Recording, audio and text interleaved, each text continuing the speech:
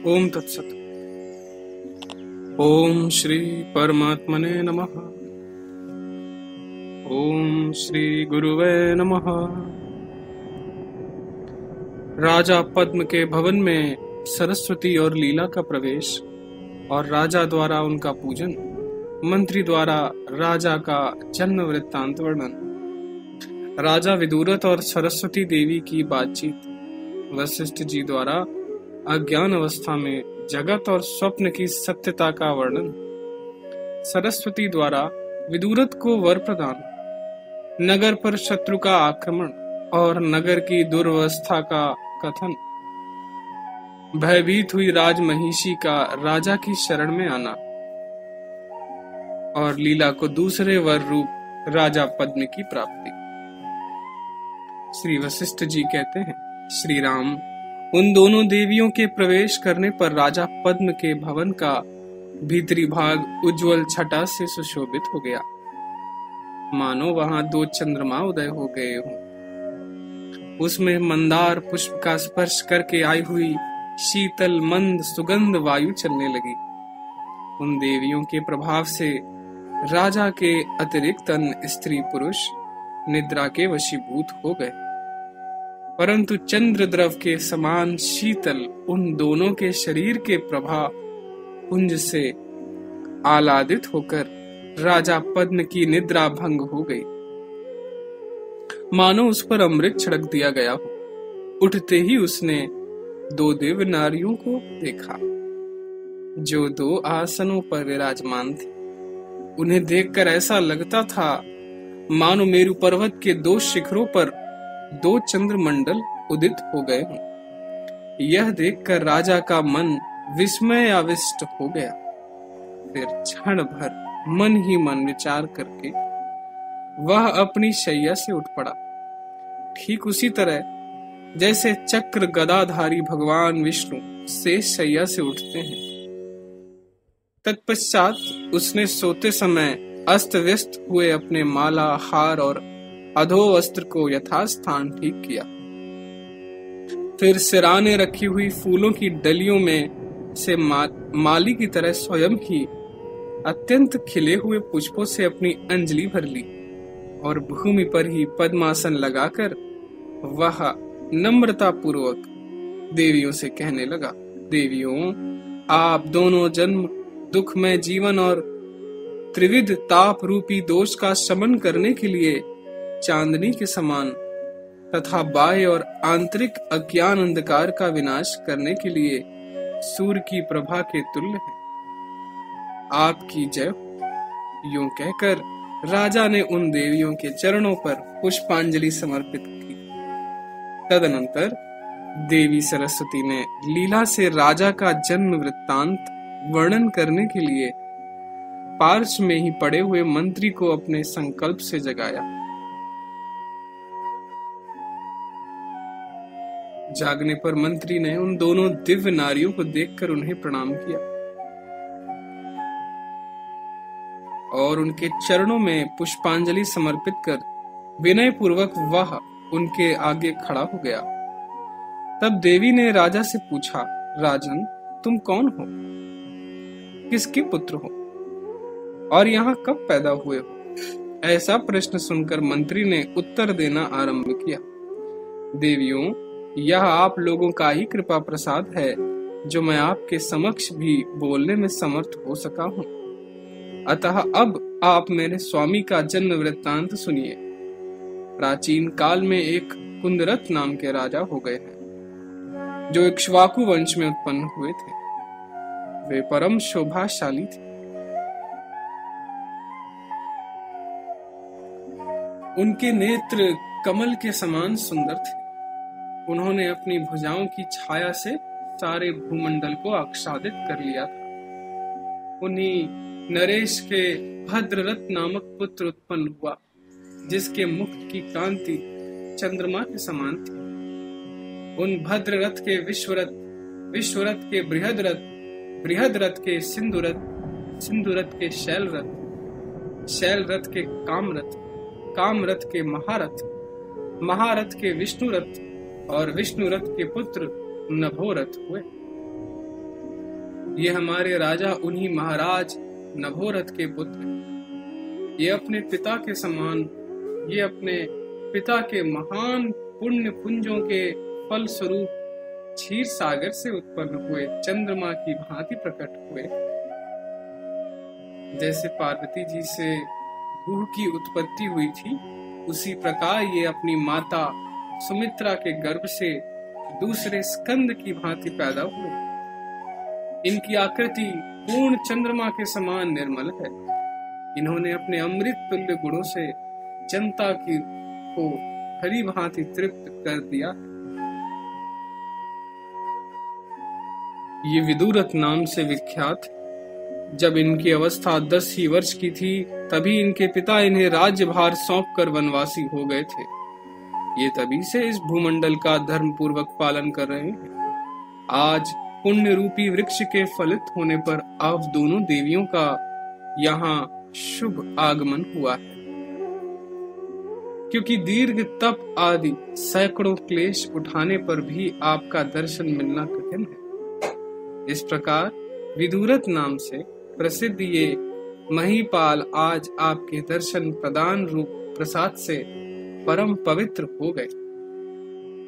यूं कहकर जब मंत्री चुप हो गया तथा भूपाल भूतल पर पद्मासन लगाकर हाथ जोड़े सिर नीचा किए बैठे रहे, उसी समय सरस्वती देवी ने राजन ने कहा, राजन, तुम विवेक द्वारा स्वयं ही अपने पूर्व जन्म का स्मरण करो।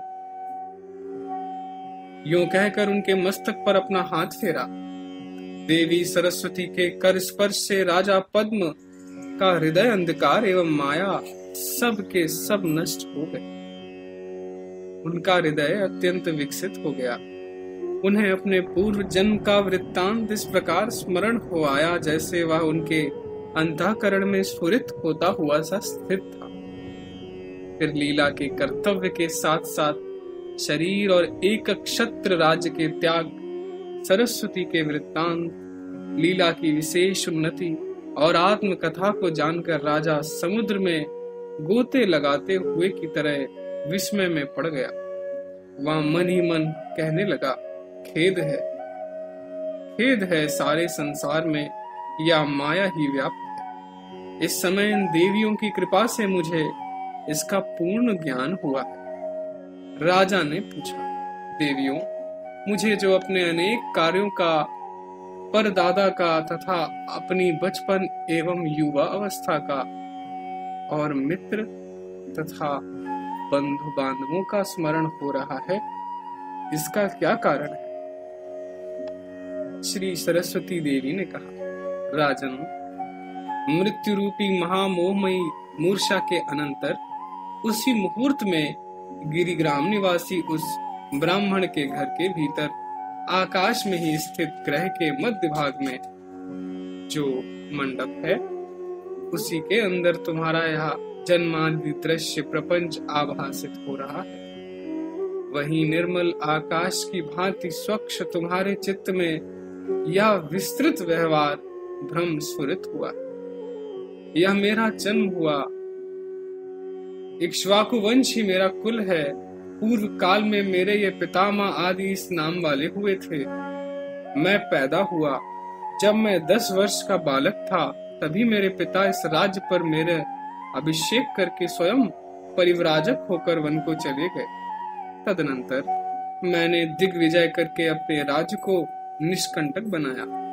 फिर इन मंत्रियों तथा पुरवासियों के साथ पृथ्वी का पालन करता रहा। यज्ञ कर्मों का अनुष्ठान तथा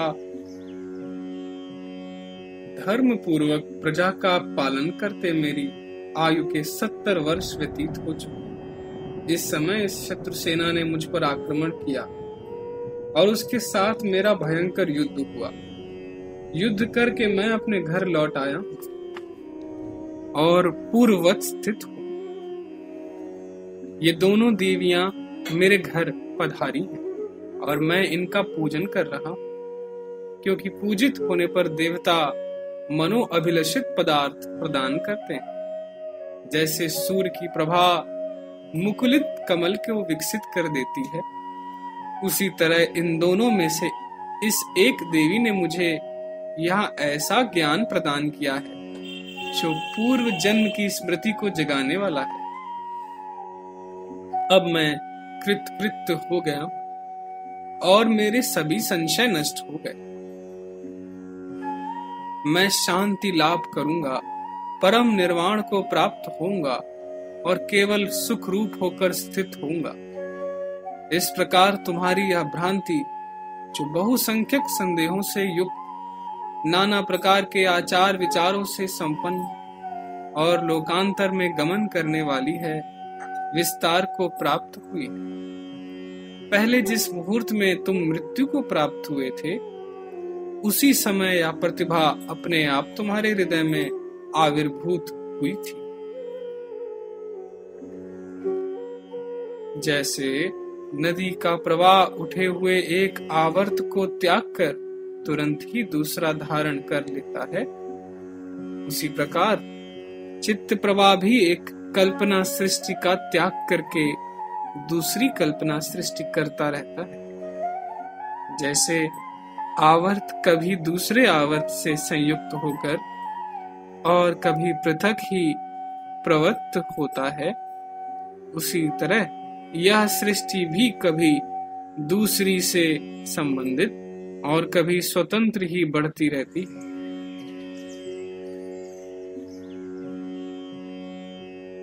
उस मृत्यु क्षण में चिद्भानु स्वरूप तुम्हारी प्रतिभा में प्रतिभासित असत रूप यह जगत जाल उसी तरह उपस्थित हुआ है। जैसे स्वप्न के एक ही मुहूर्त के अंदर सैकड़ों वर्षों का भ्रम होता है, वास्तव में तो ना तुम कभी पैदा हुए हो और ना कभी तुम्हारी मृत्यु ही हुई। तुम तो शुद्ध विज्ञान स्वरूप हो और अपने शांत आत्मा में स्थित हो। यह सारा प्रपंच तुम्हें दृश्य सा प्रतीत हो रहा है। वस्तुतः तुम कुछ नहीं देख रहे, बल्कि निर्मल महामणि तथा भासमान सूर्य आदि के समान तुम अपने आत्मा में अपने आप नित्य सर्वात्म भाव से प्रदीप्त हो रहे हो।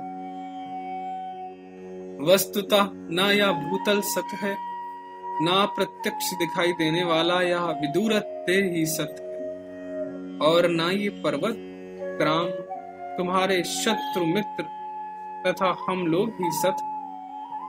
राजन, जिन्हें ज्ञातव्य वस्तुओं का ज्ञान हो चुका है तथा जो एकमात्र शुद्ध बोध स्वरूप है, ऐसे पुरुषों के मन में यह कोई भी सांसारिक पदार्थ सत्य नहीं। भला जिसका आत्मा शुद्ध ज्ञान से संपन्न है, उसे जगत की भ्रांति कहां से हो सकती? जैसे रस्सी का ज्ञान हो जाने पर जब उसमें सर्प का भ्रम मिट जाता है, तब पुनः उसमें सर्प की भ्रांति नहीं होती। उसी तरह जगत भ्रम के असद भाव का पूर्ण ज्ञान हो जाने पर फिर उसकी सत्ता कहां से टिक सकेगी? मृग मरीचिका का यथार्थ ज्ञान हो जाने पर पुनः उसमें जल बुद्धि कैसे हो सकती है? उसी तरह स्वप्न अवस्था में घटित हुआ अपना मरण जागृत अवस्था में अपने स्वरूप का ज्ञान हो जाने पर कैसे सत्य हो सकता है? शरतकालीन निर्मल आकाश की शोभा के समान जिसका हृदय स्वच्छ, निर्मल और अत्यंत विस्तृत है, उस शुद्ध तत्ववेत्ता पुरुष की बुद्धि में अहम और जगत की प्रतीति तुच्छ शब्दार्थ की द्योतक है। यह वास्तविक नहीं है, केवल वाचिक व्यवहार मात्र है। महर्षि के यूं कथा कहते कहते दिन समाप्त हो गया। भगवान भास्कर अस्ताचल की ओर प्रस्थित हो गए और मुनि मंडली महर्षि को नमस्कार करके सायकालिक विधि संपन्न करने के लिए स्नानार्थ चली गई। रात्रि बीतने पर सूर्योदय होते होते पुनः मुनि मंडली एक साथ सभा में उपस्थित हुई। श्री वशिष्ठ जी कहते हैं, राघव, जिसकी बुद्धि में ज्ञान का उदय नहीं हुआ है तथा जिसकी परमात्म तत्व में दृढ़ स्थिति नहीं, अतएव जो मोहग्रस्त है उसके लिए यह जगत असत होते हुए भी सत सा प्रतीत होता है। जैसे मरुस्थल में सूर्य का ताप ही मृगों के लिए जल की भ्रांति का कारण होता है, उसी तरह ही मृगों के लिए जल की भ्रांति का जगत सत्य सा भासित होता है। जैसे प्राणी की स्वप्न मृत्यु जो बिल्कुल असत्य है फिर भी सत्य सी प्रतीत होकर शोक रुदन आदि कार्य करा देती है, उसी तरह जिनकी बुद्धि मोह आच्छन्न है उन पुरुषों के लिए यह जगत शोकप्रद होता है। जो कटक कुंडल आदि में व्याप्त सुवर्ण के ज्ञान से अनभिज्ञ है, उसको जैसे स्वर्ण निर्मित कड़े में कड़े का ही ज्ञान होता है, उसमें उसकी थोड़ी भी स्वर्ण बुद्धि नहीं होती, उसी प्रकार अज्ञानी की या नगर, ग्रह, पर्वत, गजराज आदि से प्रकाशित होने वाली दृश्य दृष्टि ही है, दूसरी परमार्थ दृष्टि नहीं। श्री राम जी ने पूछा, मुने, यदि केवल माया स्वरूप स्वप्न में कल्पित स्वप्न पुरुष सत्य ना भी हो तो क्या दोष होगा, यह बतलाइए। श्री वशिष्ठ जी ने कहा, राघव, स्वप्न में देखे गए नगर निवासी वस्तुतः सत्य नहीं है।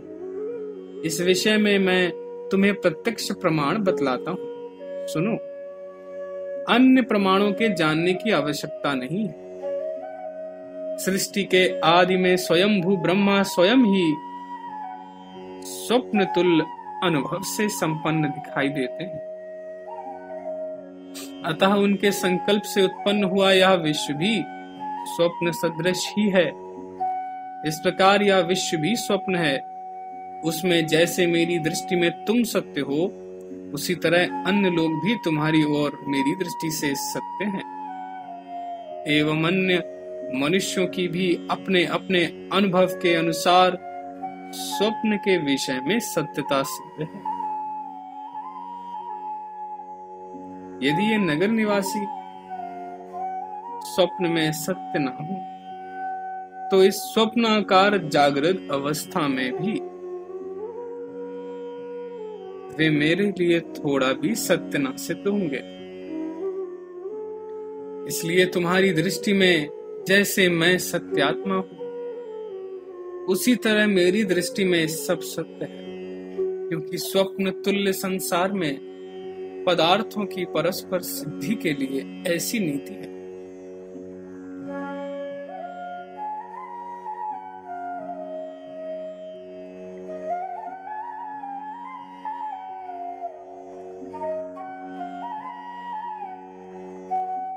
इस महान स्वप्न रूपी संसार में जैसे तुम्हारी दृष्टि में मैं सत्य हूँ और मेरी दृष्टि में तुम सत्य हो, उसी तरह सभी सत्य हैं।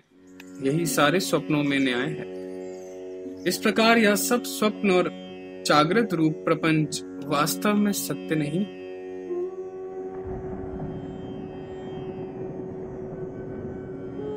परंतु सत्य सा प्रतीत होता है, और स्वप्न स्त्री प्रसंग की भांति मिथ्या ही जीव को मोहित करता है। सभी वस्तुएं देह के बाहर तथा भीतर सर्वत्र विद्यमान है।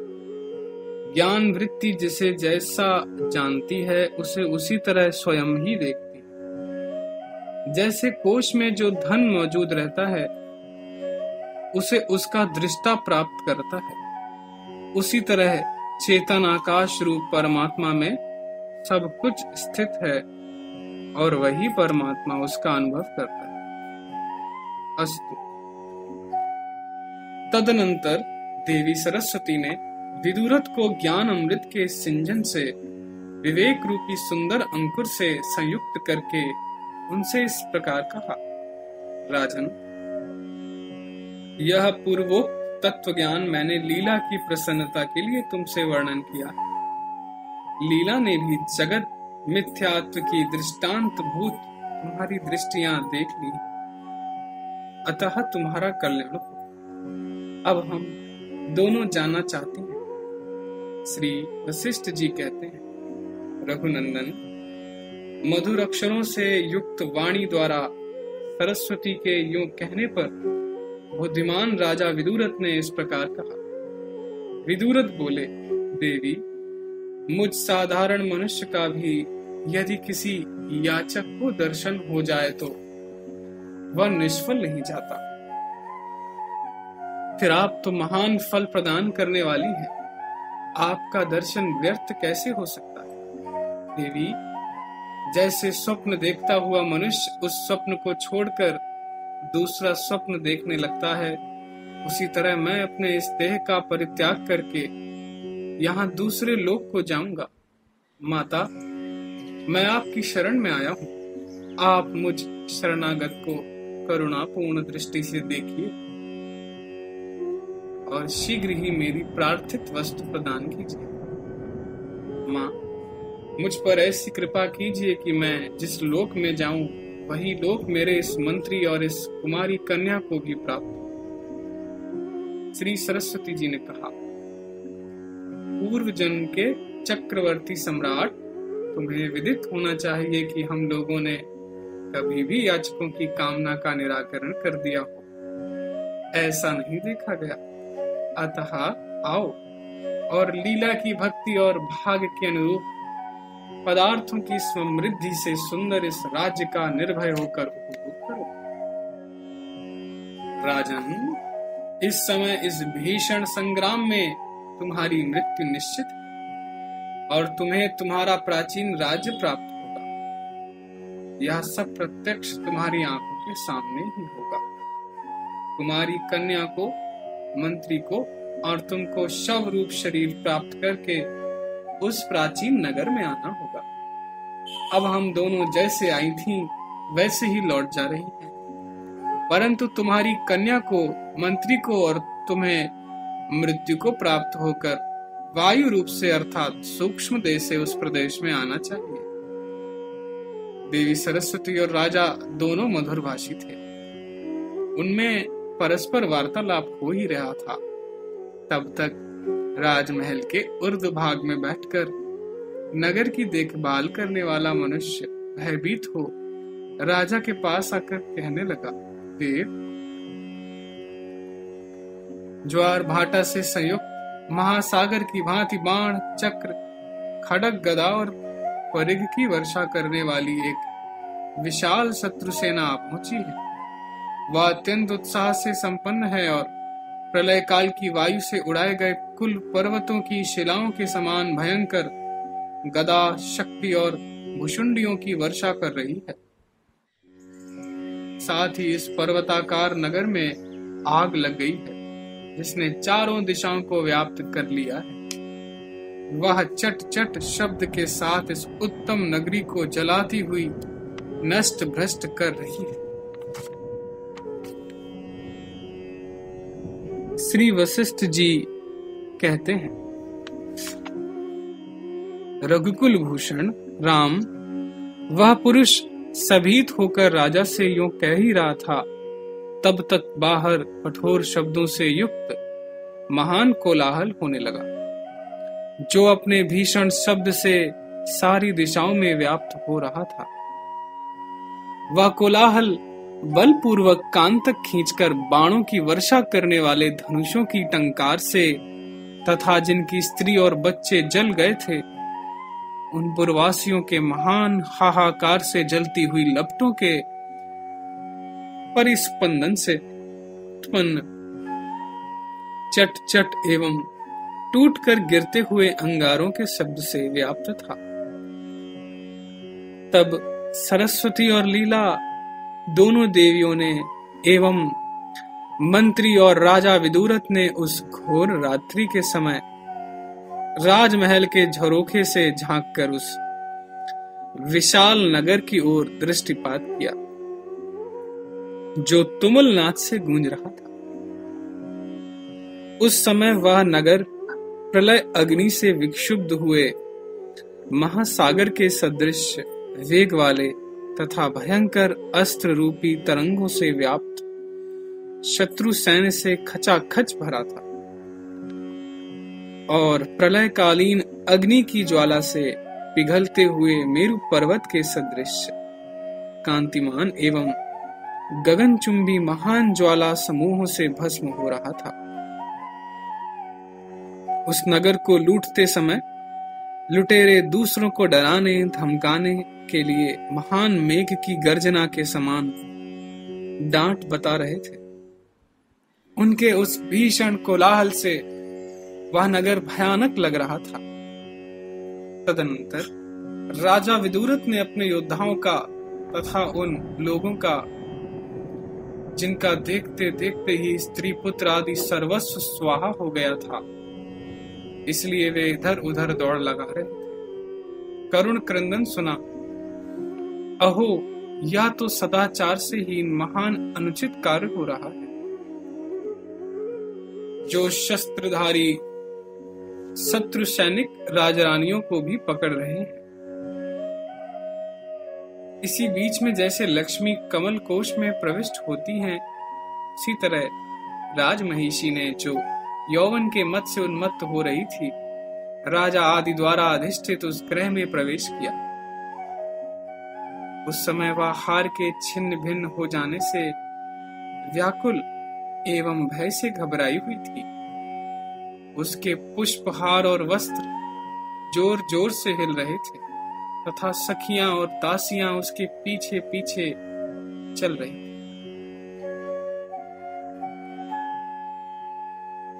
वहां पहुंचकर जैसे कोई अप्सरा संग्राम में संलग्न हुए देवराज इंद्र से निवेदन करे, उसी तरह उसकी एक सखी राजा विदुरथ से निवेदन करने लगी। देव, महारानी हम लोगों के साथ अंतःपुर से भागकर आपकी शरण में आई है। ठीक उसी तरह जैसे झंझावात से पीड़ित लता वृक्ष का आश्रय ग्रहण करती है। राजन,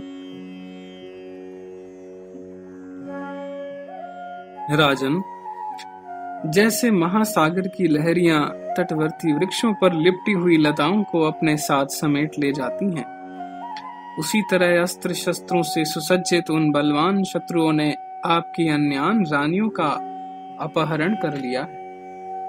अचानक आधमके हुए उन उद्दंड शत्रुओं ने आंधी द्वारा नष्ट भ्रष्ट किए गए बड़े बड़े वृक्षों की भांति अंतःपुर के सभी संरक्षकों को चकनाचूर कर दिया है। इस प्रकार हम लोगों को जो यह विविध प्रकार की विपत्ति ने आ घेरा है, उसका सर्वथा निवारण करने के लिए आपकी ही सामर्थ्य है। यह सुनकर राजा ने दोनों देवियों की ओर देखकर कहा, देवियों, मैं युद्ध के लिए जाता हूँ, अतः आप मुझे क्षमा करें। अब मेरी यह भार्या आप लोगों के चरण कमलों की भ्रमरी बनेगी, अर्थात आपके चरणों की सेवा करेगी। यूं कहकर राजा विदुरथ, जिसके नेत्र क्रोधवश लाल हो गए थे, उसी प्रकार राजभवन से बाहर निकला जैसे मदमत्त गजराज द्वारा वन के छिन्न भिन्न कर दिए जाने पर सिंह अपने गुहा से बाहर निकला हो। तदनंतर प्रबुद्ध लीला ने अपनी ही रूपरेखा के तुल्य आकृति वाली सुंदरी लीला को दर्पण में प्रतिबिंबित हुई सी देखा और कहा। प्रबुद्ध लीला ने पूछा, देवी, किस कारण से मैं या हो गई? पहले मैं जो थी वही मैं इस रूप में कैसे स्थित हूँ? इसका क्या रहस्य है? या मुझे बतलाने की कृपा कीजिए। ये सभी मंत्री आदि पुरवासी तथा सेना और सवारियों सहित शूरवीर पूर्ववत ही है। ये जैसे यहाँ स्थित हैं वैसे ही वहां भी है। देवी, जैसे दर्पण में प्रतिबिंबित वस्तु बाहर और भीतर दोनों ओर दिखती है, उसी तरह ये सभी यहाँ और वहां स्थित हैं। इसका क्या कारण है? क्या वे सचेतन हैं? श्री देवी जी ने कहा, लीले, भीतर जैसा ज्ञान उद्भूत होता है वैसा ही बाहर क्षण मात्र में अनुभव होने लगता है। जैसे मन चित्तार्थता स्वप्न आदि में चित्त द्वारा अनुभूत जागृत की स्वरूपता को प्राप्त हो जाता है, उसी तरह चेतन दृश्य आकारता को प्राप्त हो जाता है। हृदय के अंदर उद्भूत पदार्थ बाह्य से प्रतीत होते हैं। इस विषय में स्वप्न दृश्य पदार्थ ही प्रमाण है, क्योंकि हृदय के भीतर जो स्वप्न में संकल्प नगर का स्फुरण होता है वह चेतन का विकास है। इस राजा के जिन मंत्री आदि का जो अविरोध तथा सर्वार्थ रूप से अनुभव हो रहा है, इसका कारण यह है कि वे स्वप्न में संकल्पित सैन्य की भांति चेतन सत्तात्मक होने से सदरूप ही है। अथवा यदि यूं कहें कि उत्तर काल अर्थात जागृत अवस्था में स्वप्न के विनाशी होने के कारण वह असत है, तो ऐसा तो यह सारा जागृत जगत ही है, क्योंकि स्वप्न में जागृत असत है और जागृत काल में स्वप्न सत है। फिर जागृत में कौन सी विशेष सत्यता सिद्ध हुई? अनघे, इस प्रकार यह स्वप्न और जागृत जगत न सत है और न असत है। ये केवल भ्रांति रूप से ही प्रतीत होते हैं, क्योंकि महाकल्प के अंत में आज और अगले युग में अर्थात भूत भविष्य और वर्तमान आदि तीनों कालों में भी जो कभी उस स्वरूप से नहीं था वही ब्रह्म है, अतः वही जगत है। उस ब्रह्म स्वरूप जगत में ये सृष्टि नाम वाली भ्रांतियां विकसित होती हैं, पर वास्तव में विकसित सी नहीं दिखती, क्योंकि जैसे महासागर में लहरें उठती हैं, उसी प्रकार ये सृष्टियां पर ब्रह्म में उत्पन्न होकर पुनः आंधी में घुले मिले हुए धूलिक कणों की भांति उसी पर ब्रह्म में विलीन हो जाती है। इसलिए जिसमें त्वम और अहम आदि का विभाग मिथ्या ही है, तथा जो मृग तृष्णा के जल समूह की भांति भ्रांति में आभासित हो रहा है, उस जले हुए वस्त्र के भस्म के समान प्रपंच में कौन सी आस्था है? इस सारे प्रपंच के शांत होने पर जो अवशिष्ट रहता है वही ब्रह्म है।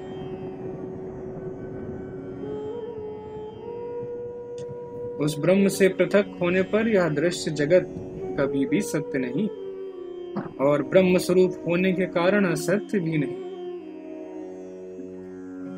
तत्पश्चात उसी तरह का अनुभव होने के कारण यह स्पष्ट रूप से जीव भाव को प्राप्त होता है। यह जगत सत्य हो या असत्य, पर यह चिदाकाश में विभासित हो रहा है। श्री सरस्वती जी ने पुनः कहा, जैसे राजा रूप चिदाकाश में सन्मयी प्रतिभा उदित होती है, उसी तरह उससे पूर्व होने वाली सत्य संकल्प रूपा प्रतिभा अव्याकृत आकाश रूप ईश्वर में उत्पन्न होती है। इसी तरह प्रतिभा के प्रतिबिंब से उत्पन्न हुई यह लीला तुम्हारे सरीखे शील, आचार, कुल और शरीर से युक्त दिख रही है। सर्वव्यापक ज्ञान वृत्ति रूपी दर्पण में जैसी प्रतिभा प्रतिबिंबित होती है, वह जहाँ जिस रूप में उत्पन्न होती है वहां निरंतर उसी रूप में प्रकट होती है। अंतर्यामी ईश्वर की जो प्रतिभा भीतर वर्तमान है, वही स्वयं बाहर भी कार्य करती है। इसलिए चिन्मय दर्पण में प्रतिबिंबित होने के कारण यह तुम्हारे ही समान स्थित है। लीले, इस विषय में तुम ऐसा समझो कि यह आकाश, उसके भीतर भुवन, उसके अंतर्गत पृथ्वी, उस पर यह तुम, मैं और राजा, यूं जो कुछ प्रतीत हो रहा है वह सब का सब ब्रह्म रूप से मैं ही। इस कारण तुम स्वरूप में स्थित होकर पूर्ण रूप से शांत हो जाओ। तुम्हारा पति यह विदुरथ रंगांगण में शरीर का त्याग करके उसी अंतःपुर में पहुंचकर राजा पद्म के रूप में उत्पन्न होगा। श्री वशिष्ठ जी कहते हैं, रघुनंदन, देवी की बात सुनकर उस नगर में रहने वाली लीला हाथ जोड़कर देवी के आगे खड़ी हो गई और भक्ति विनम्र होकर बोली। द्वितीय लीला ने कहा, देवेशी, मैंने नित्य ही भगवती सरस्वती देवी की अर्चा पूजा की है और वे देवी रात्रि के समय स्वप्न में मुझे दर्शन दिया करती। अंबिके, उन देवी का जैसा आकार प्रकार है वैसी ही आप भी हैं। सुमुखी, आप दीनों पर करुणा करने वाली हैं, अतः मुझे वर प्रदान कीजिए। श्री वशिष्ठ जी कहते हैं, श्री राम, लीला के ऐसा कहने पर भगवती सरस्वती उस समय उसके भक्ति पूर्वक किए गए ध्यान पूजन का स्मरण करके प्रसन्न हो गई और उस नगर निवासिनी लीला से यूं बोली। श्री देवी जी ने कहा, वत्से, जीवन पर्यंत की गई तुम्हारी अनन्य भक्ति से जो कभी भी शिथिल नहीं हुई, मैं परम संतुष्ट हूं। अतः तुम मुझसे अपना मनोअभिलषित वरदान ग्रहण करो। तब वह नगर निवासिनी लीला बोली, देवी, मेरे पतिदेव रणभूमि में शरीर का परित्याग करके जहां स्थित होंगे, मैं भी इसी शरीर से वहां उनकी पत्नी हूं। श्री देवी जी ने कहा, पुत्री, तुमने चिरकाल तक अनन्य भक्ति भाव से पुष्प धूप आदि प्रचुर पूजन सामग्री द्वारा मेरी निर्विघ्न पूजा की है, इसलिए एवमस्तु तुम्हारी कामना पूर्ण हो। श्री वशिष्ठ जी कहते हैं, राघव, तदनंतर जब उस वर प्राप्ति से तद्देशवासिनी लीला हर्षोत्फुल्ल हो रही थी, उसी समय पूर्व लीला ने, जिसका हृदय संदेह के दोले में झूल रहा था, देवी से कहा।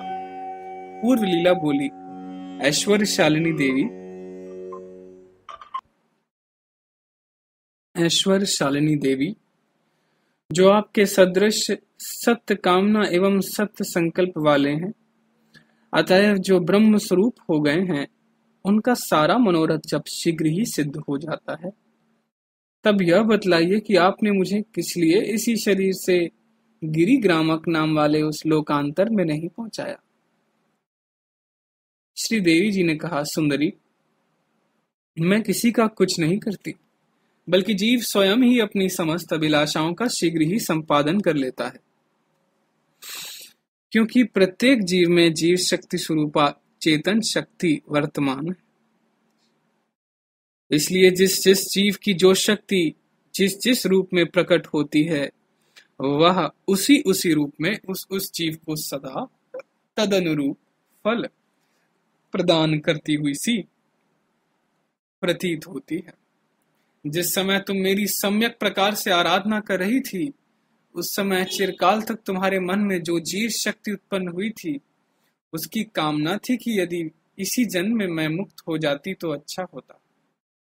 अतः उत्तम रूप रंग वाली लीले उसी प्रकार से मैंने तुम्हें भली भांति समझाया और उसी युक्ति द्वारा तुम इस निर्मल भाव को प्राप्त हुई हो। जब चिरकाल तक मैंने तुम्हें इसी भावना से ज्ञान उपदेश किया है, तभी तुम अपनी चेतन शक्ति के प्रभाव से सदा के लिए उसी अर्थ को प्राप्त हुई हो, क्योंकि जिस जिसका चिरकाल तक जैसा अपनी चेतन शक्ति का प्रयत्न होता है, वह समय अनुसार उसको वैसा ही फल प्रदान करती है।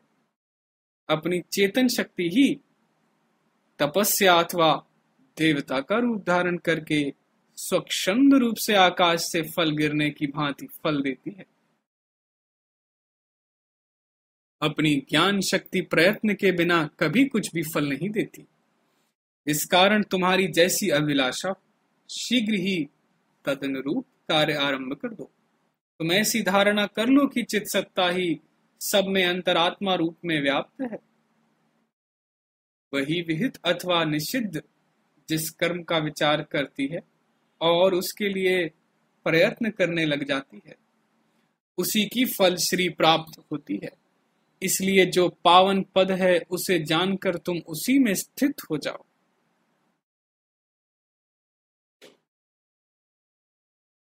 शेष अगले भाग में। ओम तत्सत। जय सीताराम।